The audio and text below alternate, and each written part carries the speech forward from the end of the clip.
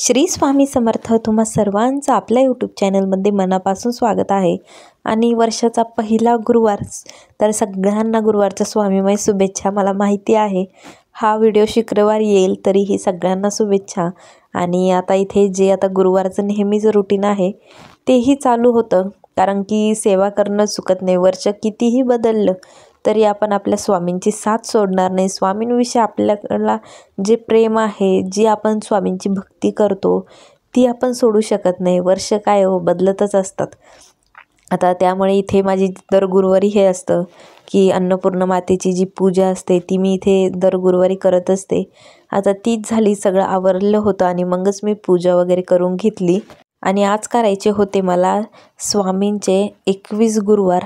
आजपासून मी 21 गुरुवारला सुरुवात केली. मी स्वामींना म्हटलं होतं की मी एक इच्छा स्वामींकडे मागितली होती आणि ती स्वामींनी माझी पूर्ण केली. तर त्यामुळे मी म्हटलं होतं स्वामींना की मी 21 गुरुवार करेल म्हणून.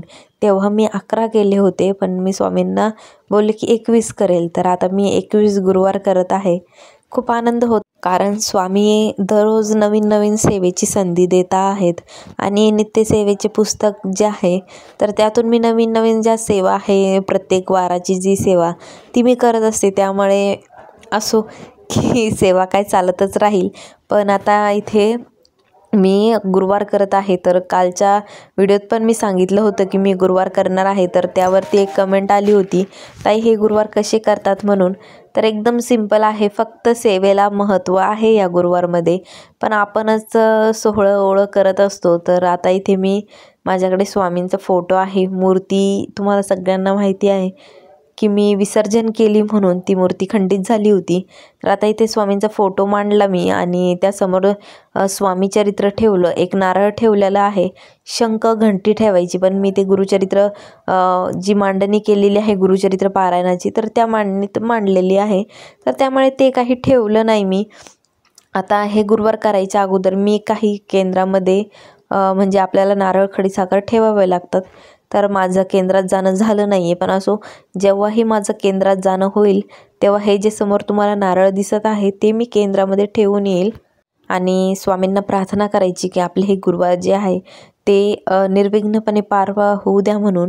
तर आपण हे गुरुवार 11ही करू शकतात. बरं, सहसा 11च करतात, पण ह्यावेळी माझं मन झालं 21 करायचे, तर म्हणून मी 21 गुरुवार करत आहे. तर आता हे गुरुवार करायचे कसे, तर सकाळी लवकर उठायचं आहे, स्नान वगैरे आवरून घ्यायचं आपलं. आणि त्यानंतर तुम्हाला जर सकाळी टाईम भेटला तर सकाळी करा किंवा मग संध्याकाळी सेवा करा. पण आपल्याला पूजा मात्र सकाळी मांडा तुम्ही. तर पूजा मांडणी करून घ्यायची सकाळी. त्यानंतर सेवा करायची असतात. 1 ते 21 अध्याय स्वामीचरित्राचे, 11 वेळा तारक मंत्र, 11 माळी श्री स्वामी समर्थ मंत्राच्या करायच्या आहे. आणि ह्या सेवेमध्ये मी अजून एक सेवा ॲड केलेली आहे, ती म्हणजे दत्तभावनेची. तर मी म्हणजे आता जेवढे गुरुवार होईल माझे 21, तर 21 वेळा 21 गुरुवार मी दत्तभावनी करणार आहे. दत्तभावनी मी फक्त एकदाच म्हणते, पण घेते मी या गुरुवारामध्ये. तर ही सेवा मी एक याच्यामध्ये ॲड केलेली आहे. तर असो छान, म्हणजे ह्यासाठीच की सेवाही होऊन जाते आणि आपली दत्तभावनी पाठही होते. आणि मला दत्तभावनी जी आहे ती पाठ करायची आहे, म्हणूनच मी ह्या सेवेमध्ये तिला ॲड केलं आहे. त्यानंतर इथे छान असं श्री स्वामी समर्थ लिहिलं हातानेच. साचा आहे माझ्याकडे रांगोळीचा, पण तो आता ऐन वेळेवर मला नाही सापडत कुठे ठेवला होता मी, त्यामुळे हातानेच इथे हे केलं.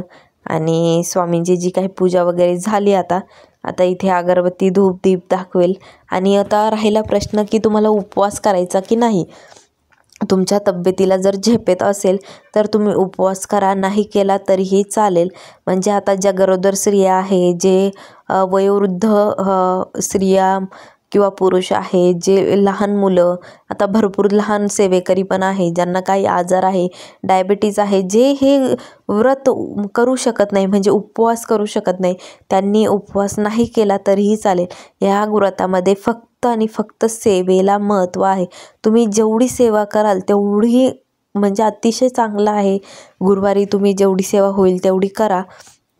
तर मीही तेच करते, कारण की नियमांपेक्षा आणि उपवासापेक्षा माझं प्रत्येक सेवेमध्ये हे फक्त आणि फक्त जी सेवा आहे त्यावरतीच भर असतो, कारण की तुम्ही नियमांना धरून बसलात तर कुठलीच सेवा तुमच्याकडून होणार नाही.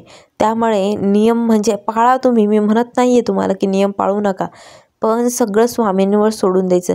आता कधी कधी असं होतं नियम पाळणं होतात किंवा राहून जातात काही, तर त्यावेळी टेन्शन घ्यायचं नाही, स्वामींना माफी मागायची आणि सोडून द्यायचं. तिथे जास्त विचारही करत बसायचा आणि म्हणजे विचार करत बसायचं नाही, कारण की कसं होतं ना, तुम्ही जर विचार करत बसला की स्वामी माझ्यासोबत वाईट करतील का, अहो स्वामी ब्रह्मांड नायक आहेत. तुमच्याकडून एखादा नियम पाळला नाही गेला तर तुम्ही स्वामींची सरळ सरळ माफी मागा. स्वामी काही आपलं वाईट करायला बसलेले नाही आहे. जो सेवेकरी 1 ते 3 अध्याय क्रमशः वाचतो, स्वामी त्यालाही तेवढंच फळ देतात, आणि जो सेवेकरी 1 ते 21 अध्याय वाचतो त्यालाही स्वामी तेवढंच बघतात. असं काहीच नाही आहे की आपले स्वामी शिक्षा देतात की काय म्हणून. स्वामी खूप दयाळू आहे. स्वामींना आपली आई माना आणि मग पुढे चला, सेवा आपली फलित जाईल, मी तर म्हणेल तुम्हाला. तर हे बघा, आज योगायोग छान होता. गुरुचरित्र ही पारायण चालू आहे आणि त्यातल्या त्यात गुरुवार, तर छान अशी देवपूजा वगैरे झाली होती.